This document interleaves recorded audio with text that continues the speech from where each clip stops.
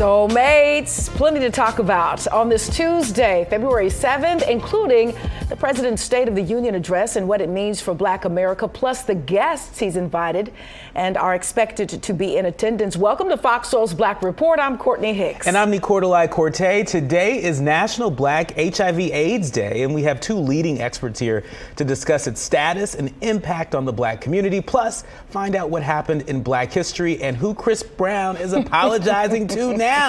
It's the stories that impact our people. All right, bringing you our news, our views, and our voice. Topping our Black Report for today, all eyes on Washington as President Biden prepares for his State of the Union address for the second time in his presidency. In front of a Republican-controlled House, the president is expected to call for unity ahead of a potential battle over the federal budget, though the White House says a large part of the speech will highlight his economic successes, including the job market and lower gas prices. President Biden's address is expected to serve as a preview to a likely 2024 re-election bid, but comes as he faces leadership concerns amid high inflation and growing tensions overseas. A new Associated Press poll finds just a quarter of adults believe the country is headed in the right direction. And Courtney, the Republican Party will get its chance to respond to President Biden's address when Arkansas Governor Sarah Huckabee Sanders delivers the GOP's rebuttal. But it's the guests who are expected to be in attendance that's also making headlines. Here are the guests that lawmakers and the White House have invited to attend the State of the Union. The parents of Tyree Nichols, the 29-year-old man who died after being beaten by Memphis police during a traffic stop. They'll be in attendance sitting in the First Lady's box. Also, Representative Cori Bush of Missouri has invited Michael Brown Sr., the father of a teenager who was shot and killed by a police officer in Missouri in 2014. And Deanna Branch, a Milwaukee woman who has advocated for awareness about toxic lead pipes after her son suffered from lead poisoning as a result of unsafe drinking water. Representative Gwen Moore of Wisconsin has invited professional basketball player Sterling Brown to be her State of the Union guest to highlight the police's treatment of Black Americans. Brown was tased by police in 2018 while playing for the Milwaukee Bucks. Now, quite a guest list. Quite a guest list, Courtney, and a serious attempt to really humanize an issue that this president has talked about a great deal, policing in America. You might remember just last spring, he signed an executive order, but that only moved the issue forward in terms of providing more rules of the road for federal law enforcement officials, not state and local folks. And so a lot of Black folks are going to be tuned into a number of issues in the State of the Union address. But I think heavy on our mind is policing in America. Talk is cheap. You know, what are we going to do about it? And, you know, we're listening for changes that would apply not just to federal law enforcement, but that would incentivize state and local police to follow suit. Yeah. And speaking of policing, you know, right around this time, when it is State of the Union time, a lot of the political pundits and the publications and organizations kind of come out with their own take, if you will, on the president's report card. And Politico, who kind of they kind of stay in the middle of things, in the middle of the aisle, says in regards to policing that the president needs improvement, and that even though the Biden administration made a historic investments in community violence intervention programs, which fund many of the police officers, the talk of police reform kind of has died out, and it's been such a heavy push to get those from the other side of the aisle to see and understand the concerns and continue to push some of those policies. So they said he needs improvement in that area. And then, of course, you know, a fallout from the policing. You're talking about gun control,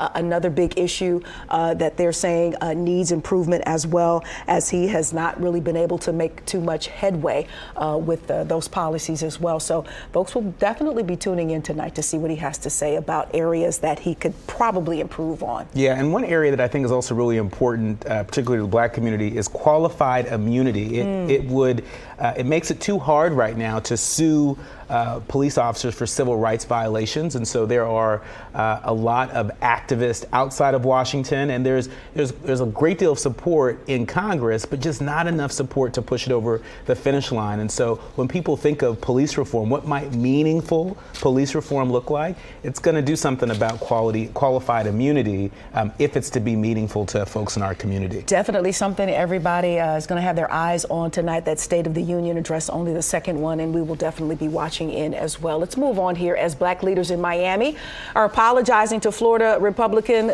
Governor Ron DeSantis after one of its members called him a racist.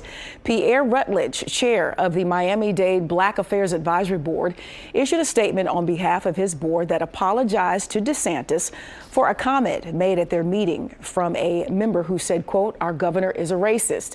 Now, the accusations of racism against DeSantis came as the board criticized the governor's rejection of an African-American history advanced placement course due to content about Black Lives Matter and queer issues. The College Board removed aspects of the course that were opposed by DeSantis. Now, that course will be reevaluated by the Florida Department of Education to determine if it is appropriate for schools. And Dr. Nicolai Corte, this continues to be a hot button for you. What do you first and foremost think about the apology? Because a lot of folks would agree with that board member who said what he said. Yeah, I think a lot of people would agree. I think a lot of folks that are tuned in here would agree. And, you know, it seems like Mr. Rutledge, who's the Miami-Dade's Black Affairs Advisory Board member, he is really speaking to an audience of one. And I think that audience of one is Governor Ron DeSantis. The gall to apologize to a governor who has made it an issue to go after Black history, who has been a proponent of the Stop Woke Act, who has been a proponent of this Don't Say Gay bill. I mean, this is a governor who has peddled in bigotry. And of all people, for this brother to apologize to, of all people, Governor Ron DeSantis, for being a racist, for peddling in racist behavior, peddling in white supremacy, I think it's a crying shame. So there, I said the quiet part out loud. Tell us how you really feel. That's how I really feel. Now moving on to Maryland, where the FBI has two people in custody, one being a nationally known neo-Nazi leader, before they could launch an attack on Baltimore's power grid. Officials say 27-year-old Brandon Russell met Sarah Clendaniel online while serving an earlier prison sentence.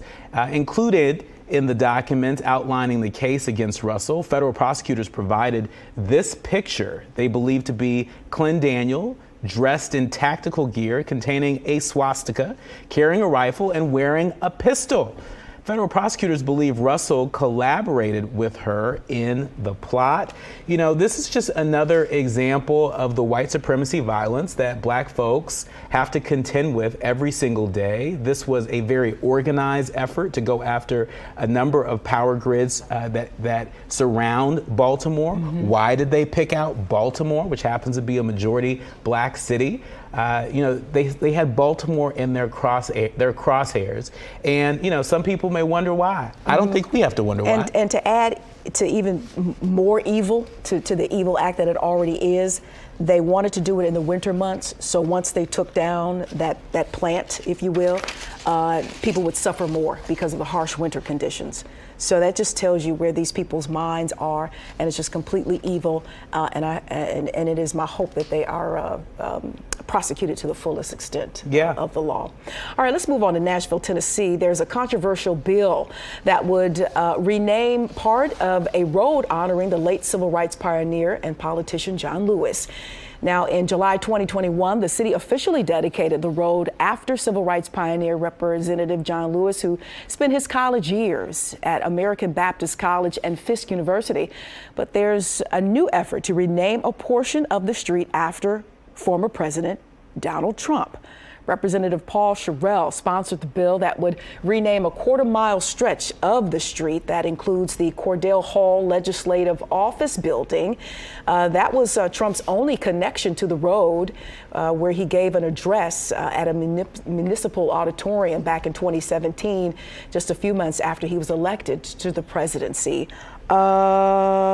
They can't find no other road? They can't find no other road in all of Tennessee. You can't find another road to name after whoever you want to name this after. It's so blatant and clear as to what's happening here. It's so disrespectful. Let's call it what it is, right? And we know what this is about. This is an attempt to erase part of the legacy of Representative John Lewis. And I don't think the people of Tennessee are going to go for this. I don't think so either. And, you know, Representative Lewis ruffled a lot of feathers all the way into the end. And, you know, a lot of those folks are still living in that legacy. And remember that in that legacy of causing some good trouble, if you will. And this is actually just a slap in the face and really a disgrace. Like you said, plenty of other roads to consider. Leave this one alone. And Representative Lewis is an American hero. An American hero. And, you know, to desecrate the legacy of an American hero like this, all Americans should be offended by this. And that's all I'm going to say about that. Now, today is National Black HIV/AIDS Day, which was first observed in 1999. This observance is a day to acknowledge how HIV disproportionately affects Black people. And joining us now is a leading advocate who addresses health inequities in the Black community, a friend I've known, Tony Wayford, for years. He's president of the I Choose Life Health and Wellness Center. Welcome to FOXSOUL's Black Report, Tony. Thank you. I've known you since my hair was black, brother. Your hair was black, and your skin has always been black. Tony, can you tell us a little bit about your journey and exactly how you became involved in advocating for the health of the Black community? Well, I became involved, as you know, a number of years ago when I discovered what HIV was doing to the Black community. And especially what it was doing, what really prompted me, because I found out what was happening to Black women. Being a father of a daughter, sometimes we can assign certain issues to other people. And then I realized that I had a dog in the fight. And I had to realize, do I like a certain group of Black people or all Black people? And I went to several meetings and I saw what was going on. And I thought the meetings were basically being dominated by white gay men. And there were really no strong Black voices in the room. And so I decided, no, it's time for me to step off the bench and get involved, brother. We love it. We love it. Now, your organization, the I Choose Life Health and Wellness Center, has been working in partnership with a lot of institutions over the years, like the CDC and the National Institutes of Health. Tony, tell us about these partnerships. Tell us more about the partnerships with them. What are you doing with them right now? Well, we were working on a project called Act Against AIDS Leadership Initiative, where we partner with CDC, NIH, where we go around the country and we do education forums to address HIV, AIDS in the Black community, not only just in terms of men who have sex with other men, but IDU, intravenous drug use. And it's really beautiful because what I like about it is that we go in these communities and we speak a language that the people understand. We don't necessarily sing from the hymnals given to us because we realize that our people are unique. And sometimes people confuse, and we need a different approach. And sometimes people confuse different with deficient. We're not deficient. We just have a different way of how we have to address all these different disease states as it relates to our people. And the way we do it is evidence-based, predicated on us being Black. Yeah, so Tony, I remember years ago when President Obama was working on developing a national HIV/AIDS strategy. Can you highlight some significant achievements and programs that not only that you've established to address these health disparities, but in the past decade, what progress has been made that we can really celebrate as getting us a little bit closer to closing the gap and disrupting these disparities?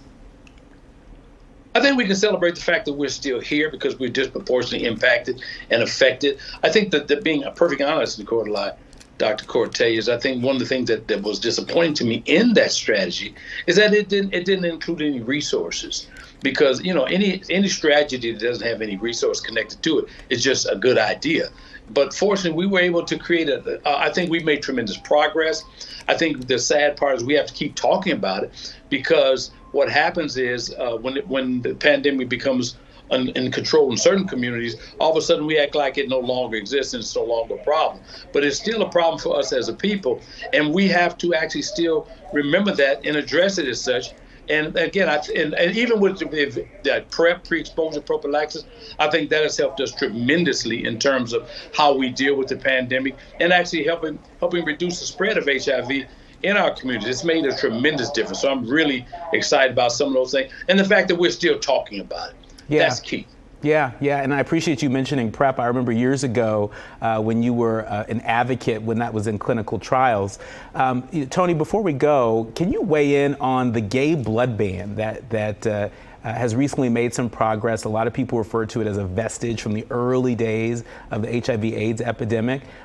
Do you see that as a sign of progress, the gay blood ban that was where the rules of the road were recently rewritten? Sure. I think the more we live, the more we study, the more we know. Just like I think it's like, for instance, you couldn't exactly, if you were a man or have sex with other men, you couldn't actually even donate blood. But I think we've come a long way. There's a way of checking all those things. And I think we have to just stay on and be progressive in terms of how we confront the HIV crisis in our community. And so we must remember, it's still a crisis in our community. I still know a number of people that are living on the freeways and cars, that are actually selling their medications, that are actually homeless, unhoused, that are going through a number of issues. And we can't look at it from the perspective of, because the dominant society now has it under control, that it's all under control. We have to stay on the front line and keep fighting, brother. We got to keep on moving, don't stop. Really appreciate you, Tony Wayford, the president of the I Choose Life Health and Wellness Center, and a good brother. We appreciate all the work you continue to do. God bless you and see you soon. I love you, man. Keep pushing. All right. Amen. Well, that was and great. A little comedian too. The takeaway here, I love different doesn't mean deficient. That's right. Absolutely love that, and the push and how he was able to really marriage what he thought versus what was. And how he was able to really, implement those beliefs to make a change. A lot of times, we're scared of what is different or what is unfamiliar. But I love how he did a deep dive and came out on the other side of this thing and said, "Hey, these are my folks. Yeah. Let me get into some good trouble." Well, one thing I know about Tony Wayford, he ain't never scared. All right. Coming up, a major recall coming down from the FDA. That's right. We'll tell you all the products you need to watch out for when we return. You're watching Fox Soul's Black Report.